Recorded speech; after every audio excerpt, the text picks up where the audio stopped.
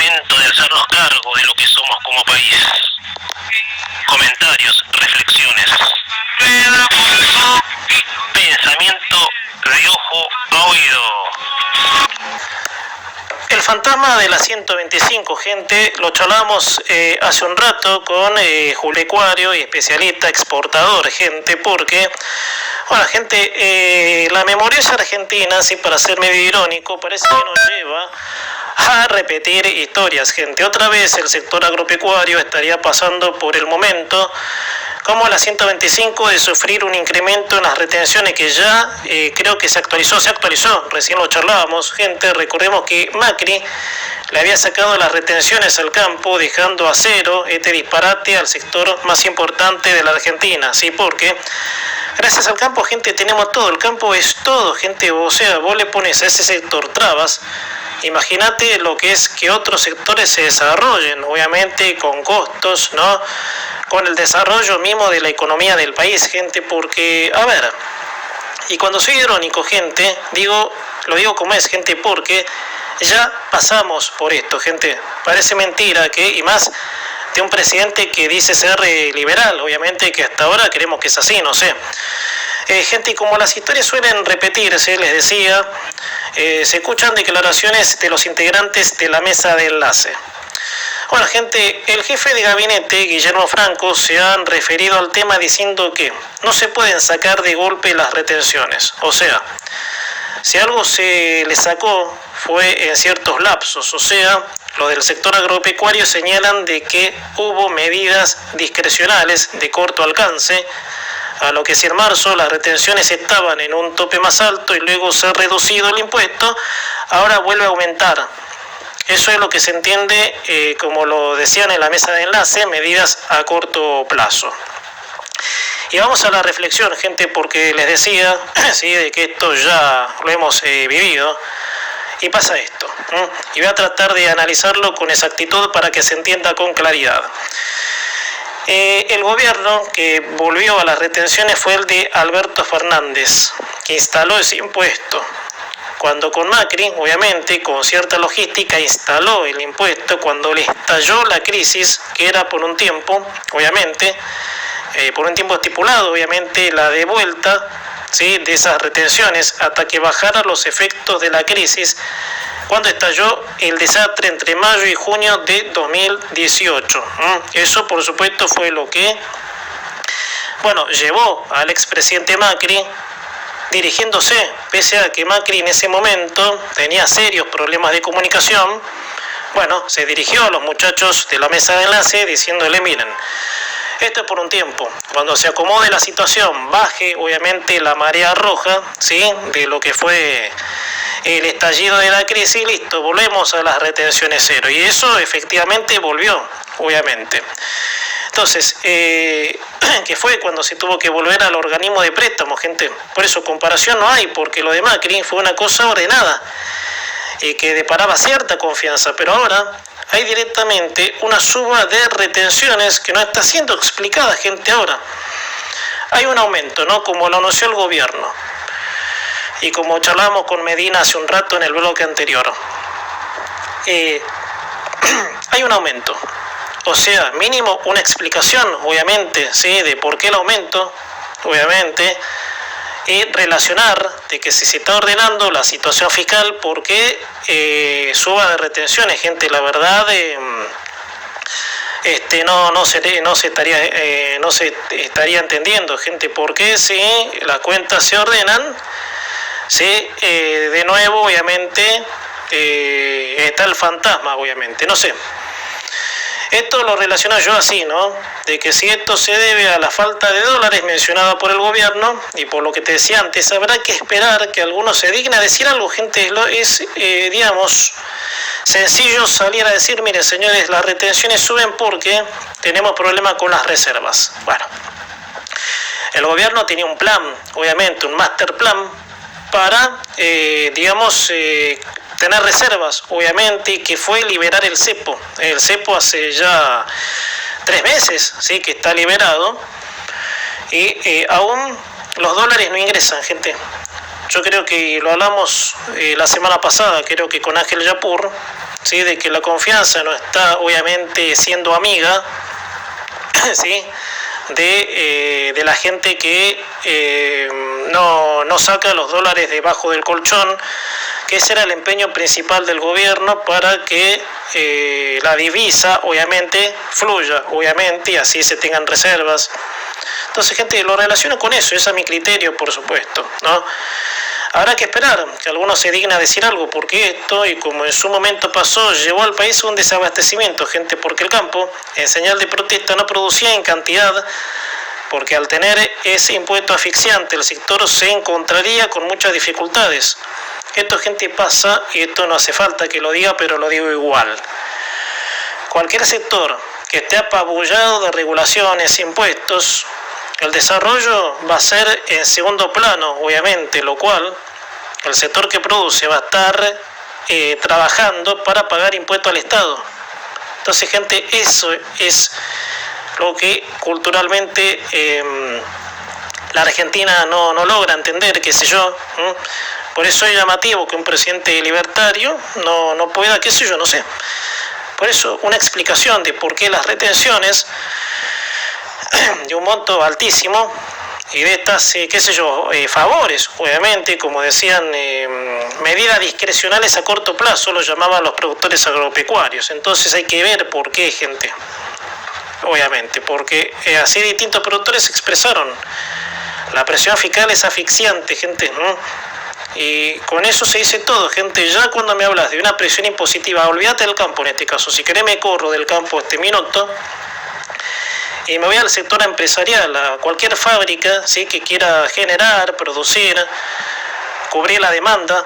Entonces vos le pones 500.000 regulaciones, sellos, impuestos, trabas, ventanillas burocráticas. Entonces el productor se achica porque se le está pisoteando la capacidad, o sea, el sector productivo, el que pone el capital, el que invierte, ese, el más castigado, el que nadie se fija en él, porque ese es el que es explotado para bancar poco menos que un ser cultural estatista, gente. Ahora, que el presidente está bien, yo acepto, obviamente, tengo cosas de mi ley que no me gustan, pero un presidente que dice ser liberal y que no tenga una explicación inteligente para decir por qué las retenciones al sector más importante, la verdad, yo tengo mis reservas.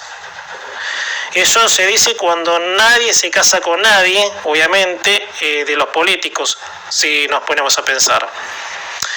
Bueno, la presión impositiva es la contracara del desarrollo de la producción. Cuanto más impuestos hay menos producción, obviamente. Y al haber menos producción, porque el capital, sí, que el sector pierde en impuestos, no le deja capacidad para seguir invirtiendo, ya sea en maquinaria, en aumentar el volumen de producción. Es así. Ahora, y te decía que es raro que el gobierno, con un presidente idóneo en economía, que predica obviamente el liberalismo en el Mercosur, obviamente que eso en detalle está bien, pero maestro, tenés un problema bastante grosso, de lo cual, hola, una explicación, obviamente. ¿A qué se debe este número de retenciones? Obviamente que no es la excusa, porque si Macri pudo mandar las retenciones a cero, que está bien, Macri hizo muchas cosas mal, la que vos quieras, gente, y con esto redondeo porque ya estoy cerrando la primera hora del programa. Macri no tuvo la inteligencia para terminar del todo con el Estado, cosa que sí está haciendo este gobierno. Pero no se relaciona el por qué este monto de retenciones, que está por supuesto asfixiando, por supuesto, al sector agropecuario. Gente, voy a hablar un poco de lo que está haciendo el juicio. Obviamente que Nueva York le ganó, la justicia neoyorquina le ganó a la Argentina, así que tiene que ver con la expropiación de YPF, que, bueno, gente, esto recobra historial, obviamente, en el kirchnerismo, ¿sí? Y principalmente en el enano, bien digo, soviético, como lo llama Milei, de Axel Kicillof, que es el responsable directo de esta situación. Me parece absolutamente repulsivo que el responsable de la expropiación de YPF siga, no solo sin decir una palabra, porque el tipo cero palabras. a la hora del discurso del relato, todos hablan, todos opinan, pero nadie se hace cargo, ¿sí?, de este chanchullo, que también la tiene incluida la señora condenada. Todo bien, obviamente, nadie dice nada, ni una palabra. No solo eso, gente, sino sigue en política, gente, que eso para mí es lo peor. Refiriéndome a Kisilov, el enano soviético, que es el culpable y el responsable, ¿sí?, del gran desaguisado histórico, ¿sí?, con ese paso totalmente ilegal que es la expropiación. Es él el que tendría que poner la carita ante una posible estupidez del presidente en desacatar el fallo dictado por la jueza norteamericana Loretta Preska, de que Argentina tiene que recomponer, ya sea en moneda o en propiedades, el 51% de las acciones expropiadas a los accionistas. O sea, te ganaron el juicio poniendo tabalaganza, ¿sí?, para ponerlo en este contexto, ¿sí?, que la verdad ha sido lo peor. Obviamente que esta gente, que yo no sé cómo siguen en el poder, pero bueno, ese es otro detalle, pero siempre nos lleva una cosa a la otra. O sea, fundieron al país con sus negocios sucios y los tipos, por supuesto, siguen en política. La verdad, si nos ponemos a pensar, inexplicable. Te decía, gente, el 51% de las acciones expropiadas a los accionistas tienen que devolver, ¿sí? Les regalo la presión estatista previo a la expropiación de ese momento. Estamos hablando del año 2012. Pleno 54, mayoría hago lo que quiero de Cristina. Bueno, la Argentina ya pasó por desacatos, por incumplir fallos de la justicia extranjera, y se terminó de embargar gran parte del patrimonio nacional, que con la deuda con el Club de París nos embargaron hasta la fragata Libertad. ¿Se acuerdan, gente? Yo creo que muchos no me pueden decir que no se acuerdan del papelón cuando nos están llevando, los transmitieron en vivo incluso, gente, cuando los que proceden obviamente al embargo, sí, que son, no sé, que son jueces, ignoro ese dato, se llevaban la fragata. Gente, la verdad, pasar por esa vergüenza, yo digo, es demasiado, obviamente. Pero ¿de dónde viene la burrada que mencionaba antes y por ende la estafa? Atención, que voy a eso. La burrada tradicionalista de los Kirchner siempre fue la de el Estado hace el país. O sea, todo lo que no fuera del Estado no sería considerado nacionalista. ¿Y qué pensaron hacer en base a eso? Quitar, expropiar, poco menos a la fuerza, a la gran Chávez. Exprópiese, decía Chávez, obviamente cuando se tratara de expropiar propiedad privada. Obviamente, exprópiese, decía Hugo Chávez.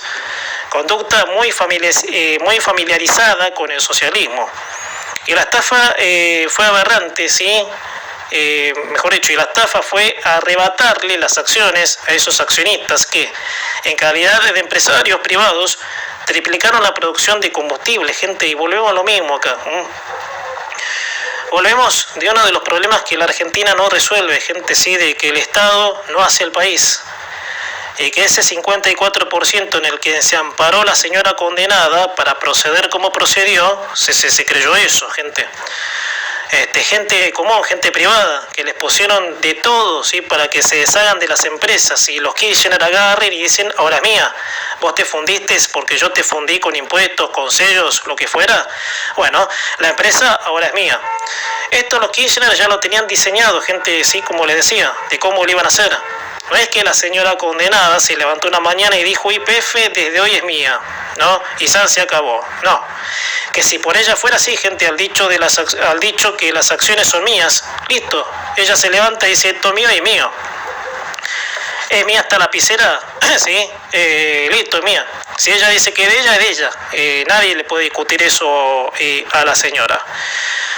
La mentalidad cerrada de gran parte del pueblo argentino de ese momento, ¿sí?, le iban a dejar pasar la estafa, porque eso obviamente fue instalado. Ella en ese tiempo ya andaba toqueteando a la justicia, cuando puso a su jefa de los fiscales propia, que eso también, gente, ya sé que son otras calles a analizar, pero nos lleva obviamente al plan diseñado que tenían para quedarse con el país, poco menos, ni que hablar, hacerse los dueños de la Argentina. Cuando puso a Gilles Carbó, gente, ¿se acuerdan? Jurándole parcialidad de Gilles Carbó y fidelidad, diciendo: señora presidenta, estoy a sus órdenes para hacer lo que usted quiera cuando lo disponga. La jefa de los fiscales, la que tiene que garantizar que la justicia funcione en forma parcial, sin partidismo, obviamente. O sea, gente, a ver, y yo creo que esto es entendible desde el costado, cómo llegaron a esta bestialidad de YPF, gente, ¿sí? Hasta dónde llegaba el abuso de poder de la hoy condenada, poco menos que hacer que la jefa de los fiscales le jure en la cara de todos los argentinos. Gente, me acuerdo noticias que hemos dado en este programa, jurándole Gilles Carbó, ¿sí? Que creo que se negó a salir del cargo, no sé cómo fue su destitución, también denunciando la gran ellos, persecución política, obviamente. Entonces, miren a dónde llegaron, gente, en la cara de todos los argentinos, fidelidad. Eso fue algo jamás visto, gente, y si me apuran, en todo el mundo. El plan de expropiación ilegal funcionó con un codeo del kirchnerismo a los accionistas para que los recursos naturales, esta otra pelotudez, tengan el control del Estado, ¿sí? Por ser recursos naturales que tiene la Argentina, o sea, es del Estado, es mío, obviamente, en el caso de la señora. Por eso llegaron hasta proponerles acuerdos a los accionistas. Lo más cercano fue indemnizaciones, que no sé si esas indemnizaciones fueron a los bolsillos de los accionistas, que no me consta que haya sido así, que fue otro verso. Y el verso de por qué un recurso natural tiene que estar en manos del Estado. A eso sumemos también las persecuciones fiscales, con más impuestos y todo tipo de trabas burocráticas para que los accionistas se dieran por vencidos y esta condenada les ganara por cansancio. O sea, gente, para decirlo en forma directa e incrudo, fue un plan armado, gente, ¿sí? Y con perdón de mencionar esto, gente, porque, a ver, siempre uno elogia lo que está bien diciendo a la perfección, diciendo esto está bueno, lo que se hizo está bien, pero esto está bueno, mejor dicho, esto lo hicieron a la perfección, o sea, empeñados en hacer el mal, obviamente. Entonces, los resultados son estos, gente. La condenada, no sé si que se debe acordar, ¿sí? Porque ella, más que nadie, sacó de toda la tropa, Kicillof, ella, Aníbal Fernández, que dijo: no hay que pensar en pesos, no hay que pensar en dólares, sino en pesos, obviamente, que se vincula, si nos ponemos a pensar, a esa táctica, ¿sí? De decirle al argentino en qué tiene que pensar, en su capital, obviamente. Bueno, gente, cambiando de tema, gente, el precio de romper con un núcleo cultural. Los países son según sus leyes, sus personalidades nacionales, según sus culturas, y la Argentina ha dado una clara muestra, no digo para exagerar, desde su transformación como federal, sino durante por lo menos los últimos 100 años, ¿no? El gen rosita que se hizo resistente. Es verdad que países que hoy son ricos es porque han roto con las cadenas del fracaso. En estos momentos la Argentina le está dando una ardua pelea a esa cultura de atraso y sometimiento que la empujó el peronismo, pero, como siempre digo, falta muchísimo. Es más, no sé si el propio Milei podría hacerle frente a esa cortina de hierro, y esto me refiero a gente, y como lo charlábamos con Reinaldo de la Paz en el bloque anterior, sobre su amenaza de salir del Mercosur, obviamente, ¿sí? No sé si el propio Milei podrá hacerle frente a esa cortina de humo si no tiene institucionalidad a favor, porque a eso se refirió en el discurso en la cumbre del Mercosur, donde el presidente dijo que emprendemos la libertad sea solos o acompañados. Si se refirió puntualmente a la integración del Mercosur, es como pedirle peras al olmo, imposible. De hecho, el Mercosur es un latre, y así lo decía, y lo charlábamos con Reinaldo de la Paz hace un rato, el presidente uruguayo Luis Lacalle Pou, con el ánimo de romper con ese universo de yugos, seguir para adelante. Él lo dijo: esto es un latre, yo acá no me quedo en la calle. Y recién, hace un rato, con Reinaldo de la Paz lo charlábamos, ¿no? De que la calle no rompió porque no tenía tampoco institucionalidad, pero su postura fue firme. O sea, esto no sirve, muchachos. ¿Qué relación comercial se puede obviamente lograr con fluidez, desarrollo, a la altura de la Unión Europea, si hay todo trabas acá? Entonces, gente, es lógico. Todos sabemos que este gobierno, como se autodenomina libertario, intenta dar esos pasos para la conducción definitiva a los carriles de la libertad. Pero hay cosas que nos cierran y aparecen las dudas, por lo menos a mí o de cada uno. A mí lo que, por ejemplo, no me cierra es que el presidente se cierre en sus discursos y no permite una diferencia, aunque del lado que se la propone, aunque sea del lado que se la propone, a esa diferencia que encaja igual con el modelo de la libertad. Ejemplo, para que lograra hacer una alianza con el PRO, primero tuvieron que relucirse muchos trapitos entre ellos. Hasta hace un par de meses era imposible, gente. Podían más las diferencias de Milei con el PRO que pensar en darle el último golpe de gracia al kirchnerismo, que es el trabador serial, obviamente. El que por conveniencia propia, con la jefa en la cabeza, hicieron todo lo que hicieron para arruinar el país. Gente, y para terminar, sí, estoy casi cerrando la primera hora del programa, pero voy a terminar con esta pequeña reflexión. Miren, para ir solo a una lucha ardua al cambio cultural hay que asumir muchos riesgos y pararse con altura, gente. Es difícil la Argentina en los aspectos de los cuales otros países llegaron a ser ricos. Por ejemplo, castigar con munición gruesa al que invierte. Todavía hay trabas que denotan que el atraso sigue, gente. Sí, está bien. Vos decís, a ver, Milei los va a romper, pero falta todavía la tributaria, ¿sí? Falta flexibilizar, digamos, la relación con el mundo, y eso, por supuesto, lo tiene que hacer, obviamente. Entonces, gente, todavía hay trabas, gente, falta mucho. Es muy dudosa la comprensión del por qué la inflación sube menos, por qué la inflación sube menos bajo. O sea, gente, hay que meter todo en el tupper, porque es como decir, bueno, acá siguen pasando las cosas y tiene un porqué, por supuesto. Tiene un porqué de que pasan, obviamente. El presidente sigue, qué sé yo. No quiero decir en ninguna nebulosa porque todo lo que está haciendo lo está haciendo y eso me consta, pero hay detalles, gente, como lo vengo diciendo, por supuesto hay que tenerlos en cuenta. Gente, según